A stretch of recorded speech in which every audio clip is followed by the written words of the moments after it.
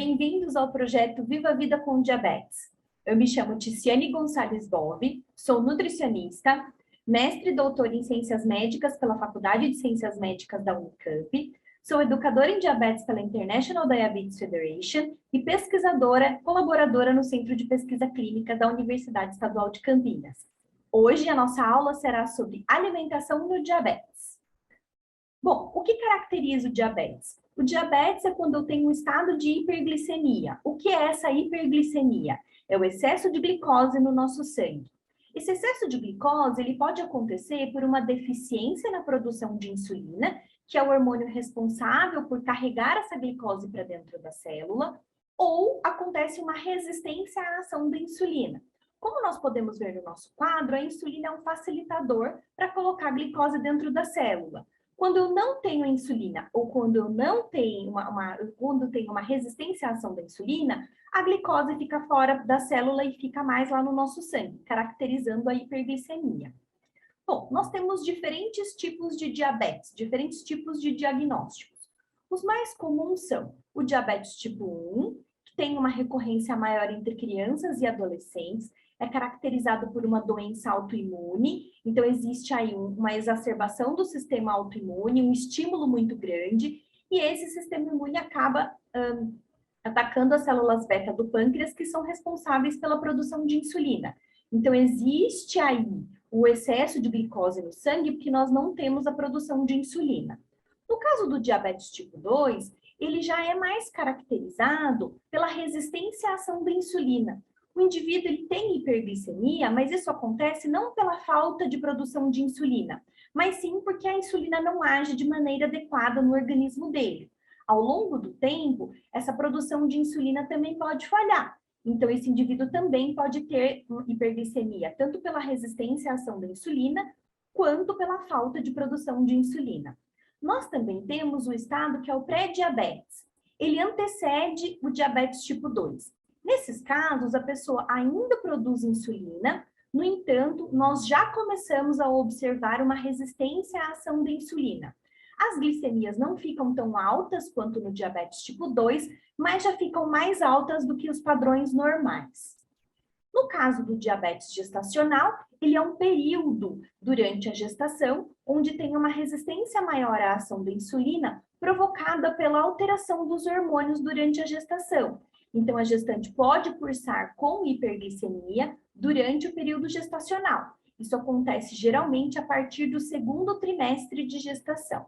Como nós comentamos agora, existem esses tipos de diabetes e nós podemos observar aqui o nosso pâncreas, quando eu não tenho a produção de insulina e a glicose não entra dentro das nossas células, e o tipo 2, que é quando a gente tem uma dificuldade da insulina agir e colocar a glicose dentro da célula. Nesse esquema, vocês podem diferenciar bem o que é o diabetes tipo 1 e o diabetes tipo 2.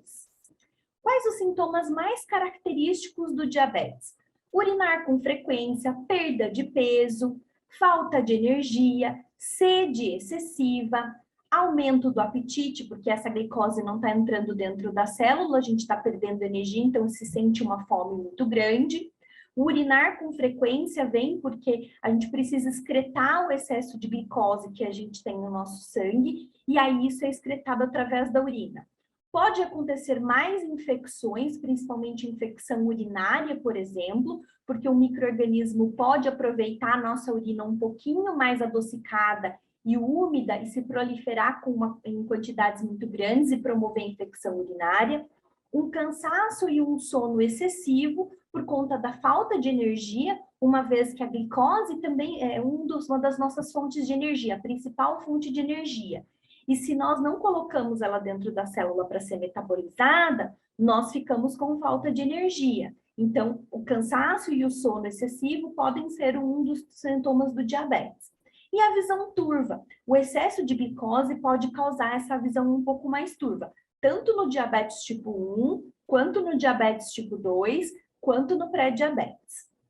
Bom, como deve ser então a alimentação de uma pessoa que tem diabetes? É importante a gente observar que a alimentação foi um dos principais modos de tratamento do diabetes antes das medicações e até mesmo antes do advento da insulina.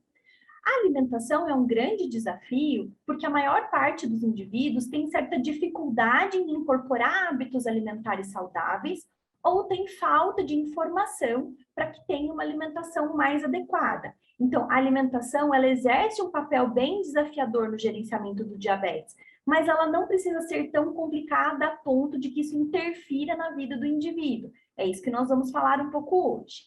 Quando nós pensamos no passado, qual era a orientação nutricional para o paciente com diabetes? Uma orientação extremamente restritiva.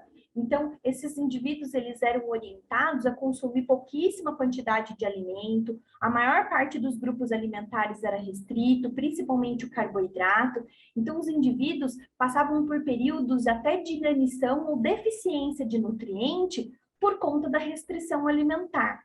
Mas hoje, o nosso presente, depois de muitos estudos, comprovou que uma alimentação saudável, muito semelhante à das pessoas que não têm diabetes, é indicada para uma pessoa com diabetes. Então, hoje nós temos liberação dos grupos alimentares, obviamente que isso vai depender de indivíduo para indivíduo, das necessidades de cada um, mas nós não temos uma orientação tão restritiva quanto era no passado. Então, talvez vocês se perguntem hoje, a alimentação do paciente com diabetes precisa ser restritiva? Não, ela pode ser igual a de uma pessoa com diabetes, dependendo das condições daquele indivíduo naquele momento.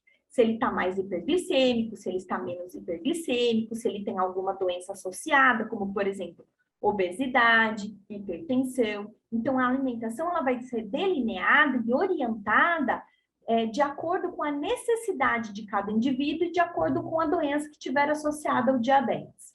Bom, quando a gente fala em diabetes e alimentação saudável, é importante nós lembrarmos que nós precisamos de uma alimentação que contemple ou que tenha todos os grupos alimentares, que são os grupos dos carboidratos, das proteínas e dos lipídios.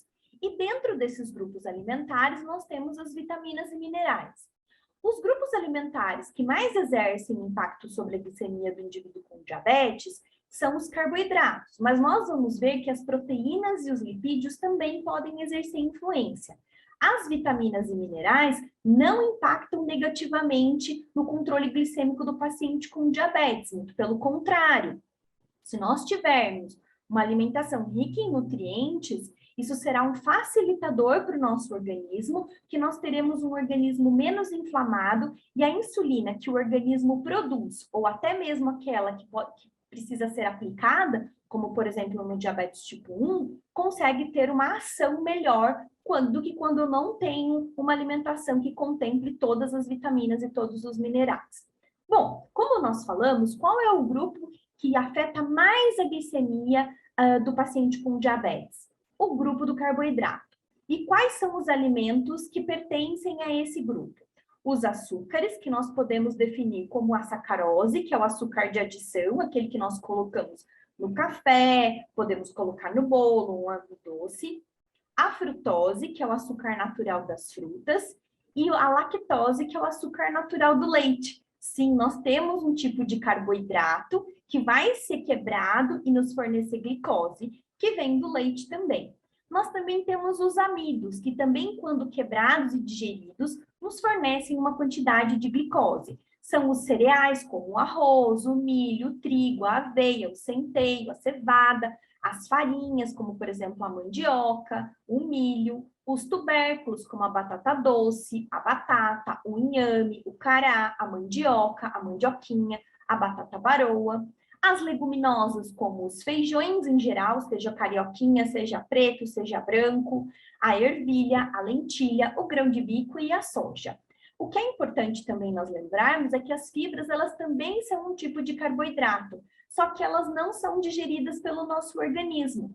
Apesar disso, elas promovem um bom controle glicêmico, né? Apesar de serem carboidratos e por não serem digeridas, elas não conferem glicose no nosso sangue. Então, elas ajudam no controle glicêmico exatamente pela lentificação da absorção deste carboidrato e também por não conferirem a glicose na nossa corrente sanguínea. Só para nós lembrarmos, todo o carboidrato que nós consumimos, ele é convertido em glicose 2 horas depois da ingestão. Então, por isso que nós fazemos o monitoramento da glicose 2 horas após a refeição. E 100% dele é convertido em glicose. Então, de todo o carboidrato que eu como, 100% dele vai ser convertido em glicose. E é isso que, se estiver em excesso, ou se nós não tivermos um tratamento adequado, pode levar à hiperglicemia, que é uma das consequências do diabetes mal controlado. Outros grupos alimentares também são importantes, também podem impactar a glicemia, mas de uma maneira diferente. Nós temos o grupo das proteínas. As proteínas nós podemos dividi-las em fontes de origem animal e fontes de origem vegetal. As fontes de origem animal são as carnes em geral, a carne de boi, frango, peixe, os crustáceos, os ovos, o leite e os derivados de leite. As proteínas de origem vegetal são as leguminosas, os feijões, a lentilha, ervilha, o grão de bico, a soja. As oleaginosas também são fontes de proteína e os vegetais em geral podem conferir um pouquinho de proteína. Deste grupo alimentar das proteínas, o impacto glicêmico pode ser maior a curto prazo, ou seja, num período menor de tempo, pela proteína vegetal. Mas, se a proteína animal for consumida em excesso, isso também pode impactar a glicemia negativamente, mas num tempo bem mais tardio depois que o indivíduo comeu a refeição. Outro grupo que também pode interferir no impacto glicêmico, que é importante a gente estudar, são o grupo das gorduras. Elas basicamente não vão ser convertidas tanto em glicose, né? Depois da digestão, elas não conferem tanta glicose, mas elas podem lentificar a absorção do carboidrato e deixar essa glicemia mais alta depois de muito tempo da digestão. Então, quais são os alimentos que pertencem a esse grupo? São as fontes de origem animal, como as carnes em geral, a manteiga, a banha, o leite, leite derivados e os ovos. E as gorduras de origem vegetal são os óleos de origem vegetal, como soja, milho, azeite, canola, amendoim, algodão, outros que vocês possam vir a conhecer, o de coco, o azeite de dendê, por exemplo, e até mesmo as oleaginosas conferem um pouco de gordura. Só lembrando que as gorduras de origem vegetal são as mais indicadas porque elas também têm outros componentes, como, por exemplo, os ômegas, que fazem bem para a nossa saúde e ajudam também a diminuir a inflamação no nosso organismo e, consequentemente, pode facilitar aí a ação da insulina. Só para lembrarmos, a proteína também é convertida em glicose depois de um tempo mais prolongado, por volta de 3 a 4 horas. Então, por isso que um paciente com diabetes, mesmo não consumindo muito carboidrato, mas se ele exagerar na quantidade de proteína, a glicemia dele pode subir, só que vai subir num momento bem mais tardio do que quando comparado ao carboidrato.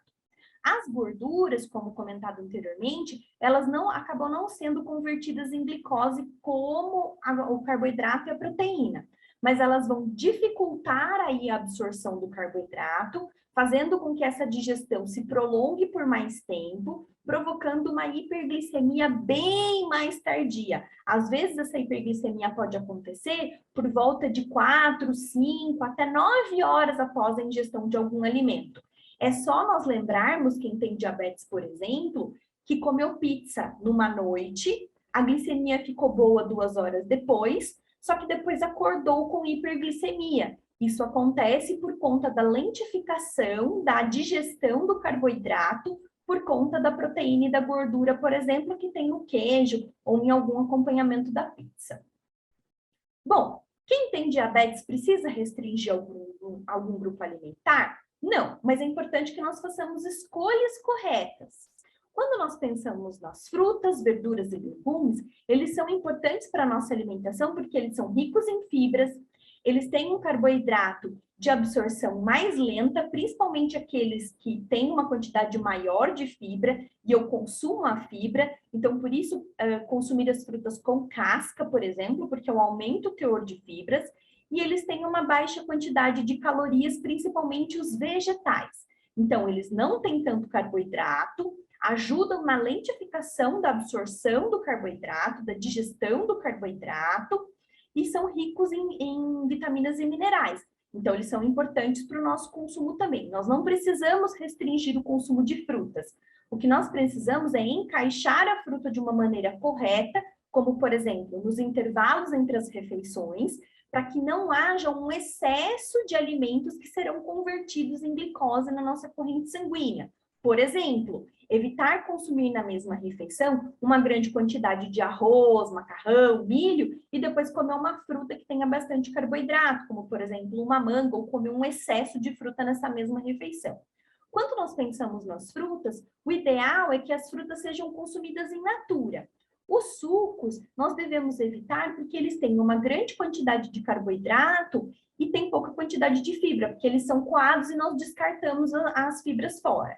Se for preferir um suco de fruta, por exemplo, prefira aqueles que são diluídos em água. Então, por exemplo, suco de limão, suco de abacaxi, suco de maracujá, suco de caju, acerola, porque essas frutas têm uma quantidade menor de carboidrato e ainda assim serão diluídas em água. Se eventualmente você quer tomar um suco de laranja ou suco de uva, prefira diluir esse suco em água para que a concentração, para que a quantidade de carboidrato que tenha nesse suco não seja tão grande. Um outro grupo que é muito interessante de nós consumirmos também são os alimentos integrais. Arroz integral, macarrão integral, porque o pão integral, a torrada integral, porque esses alimentos são ricos em fibras, a quantidade de carboidrato, a quantidade de caloria e de carboidrato, ela pode ser de média a alta. Então, o seu consumo deve ser orientado para que não seja em demasia. Não é porque um alimento é integral que ele não vai ter carboidrato. Lembrando que é o carboidrato que vai interferir na nossa glicemia. Ele vai ter. Então, por isso que a gente precisa consumir com moderação. E esses alimentos, eles têm uma absorção mais lenta. Então, a glicose ela vai estar disponível na corrente sanguínea de uma maneira mais lenta também. Então, mesmo que eu não produza uma quantidade de insulina suficiente, ou exista resistência à ação da insulina, eu consigo colocar essa glicose dentro da célula, porque eu não tenho uma quantidade muito grande no mesmo horário. Então, por isso, os alimentos integrais. As leguminosas também são outro grupo alimentar que são de fundamental importância para todos nós, independente do diagnóstico de diabetes. Elas também são ricas em fibras, têm uma absorção lenta do carboidrato, promovem uma absorção lenta do carboidrato por conta das fibras, têm um teor interessante de proteína e têm uma baixa quantidade de caloria. Então, são alimentos que podem nos ajudar no controle glicêmico por conta das fibras e por lentificarem a absorção do carboidrato. Outro grupo alimentar que é muito importante também são os leites e derivados. Os leites e derivados, eles não contêm fibras, eles contêm carboidratos de absorção mais lenta pela presença da gordura e da proteína, vamos lembrar da gordura e da proteína que nós falamos anteriormente, e tem uma quantidade média alta de calorias. Então, todos esses grupos alimentares que nós conversamos aqui, eles têm carboidrato, mas eles podem fazer parte da nossa alimentação desde que consumidos com moderação. As frutas e os vegetais, em geral, têm baixa quantidade de carboidrato, então por isso que elas podem ser consumidas em maior quantidade, em maior frequência. Agora, vamos pensar no seguinte, já que nós sabemos os grupos alimentares e como manejar esse grupo, ou seja, quais preferir e quais evitar, como é que nós vamos montar o nosso prato? Como a gente vai pensar agora em montar o nosso prato a partir de agora? 50% do nosso prato vai ser composto de verduras e legumes, lembrando que essas verduras e legumes têm baixa quantidade de carboidrato, bastante fibra, muita vitamina e mineral e vai ajudar a lentificar a absorção do carboidrato, vai atrasar a absorção do carboidrato, fazendo com que a glicose suba de uma maneira mais natural, menos intensificada. Então, 50% do nosso prato no almoço e no jantar deve ser composto de verduras e legumes, tanto cru quanto cozido, ou cru ou cozido. Aí nós vamos dividir o nosso prato em outras duas partes. 25% do carboidrato, são aquele grupo alimentar que nós comentamos. O arroz, o macarrão, a mandioca, a batata. Preferencialmente, nesses 25% dos carboidratos, sejam de alimentos integrais. Os outros 25% nós vamos dividir em proteína animal e proteína vegetal. Então, nós temos proteína animal, que pode vir da carne, do leite e dos ovos, e a proteína vegetal, que vem das leguminosas, como nós comentamos anteriormente. E como sobremesa, nós podemos ter uma fruta aí com baixa quantidade de carboidrato. Para quem é vegetariano, também é possível fazer essa montagem de prato. Lembrando que aí a proteína animal não entra e essa quantidade é maior de leguminosas e castanhas, por exemplo, mas a proporção de verduras e legumes continua a mesma, 50%, e a de cereais ou carboidratos também continua em 25%. Aqui nós temos alguns exemplos de refeições tipicamente encontradas na alimentação do brasileiro que compõem esse prato. Então, por exemplo, aqui nós temos metade do prato composto de legumes, então, e verduras. Então, a gente tem aqui a vagem, nós temos o pepino, temos aqui o repolho, temos os 25% do arroz, que seria o grupo do carboidrato, uma proteína animal e uma proteína vegetal caracterizada aqui pela lentilha, e uma fruta de sobremesa que é o abacaxi. Uma refeição muito característica também no Brasil é o feijão preto, que entra no grupo das leguminosas. Aqui nós temos, por exemplo, uma proteína de origem animal, que é o ovo, o carboidrato, que é o arroz, e metade do prato composto de verduras e legumes, aqui por uma couve refogada, por exemplo, e aqui o repolho e a cenoura. E a gente aqui tem outros tipos de carboidrato também, como, por exemplo, a batata junto com o arroz. Vejam que também é possível associar mais um tipo de carboidrato, desde que ele esteja dentro dos 25% do prato. Aqui nós temos metade do prato composto de vegetais, temos a proteína de origem vegetal, que é o grão de bico, e a proteína de origem animal, que é o peixe, e a fruta aqui composta pelo mamão. E como é que deve ser montado, então, o prato saudável para as refeições de intervalo e café da manhã? Então, ter um grupo do carboidrato que seja associado a um grupo da proteína e da gordura, então, por exemplo, leite e derivados, mais uma fruta. Então, aqui nós temos dois exemplos, um pão com requeijão, uma fruta e um iogurte. Ou, por exemplo, poderia ser um copo de leite, um pão, por exemplo, com manteiga e uma fruta. Então, a gente tem sempre que lembrar que optar por alimentos ricos em fibra e ou associar a gordura e a proteína de qualidade. Então, evitar só aquelas gorduras que nós comentamos anteriormente, que são de origem animal, porque ela tem uma quantidade maior de colesterol, mas se puder, a gente pode associar também esses produtos lácteos que vão favorecer a lentificação da absorção do carboidrato, e os integrais aqui por ter mais fibras, e as frutas que também têm mais fibras. E quem que recomenda esse prato? Nós temos uma associação internacional, que é a American Diabetes Association, que adotou essa metodologia do prato para nos mostrar que os pacientes com diabetes, mesmo tendo o diagnóstico, pode fazer uma alimentação que é indicada para indivíduos que não têm diabetes e usufruir de tudo que essa alimentação tem. Então, como nós observamos aqui, eles também recomendam a divisão do prato. A única ressalva é que aqui, por exemplo, eles falam do consumo de leite durante as refeições, mas não é uma característica muito brasileira, então nós podemos adotar a metodologia do prato anterior. E só para recados finais, o que é importante quando a gente for consumir um alimento ou um produto? Consumir mais alimentos in natura, então as verduras e os legumes, usar o açúcar com moderação e apenas quando necessário, então só para quando realmente for necessário. O açúcar ele pode fazer parte da alimentação do indivíduo que tem diabetes, mas desde que seja consumido com moderação e se a glicemia estiver dentro da meta, então dentro do adequado. Doces também podem ser consumidos, mas com moderação, então pouca quantidade, com menos frequência.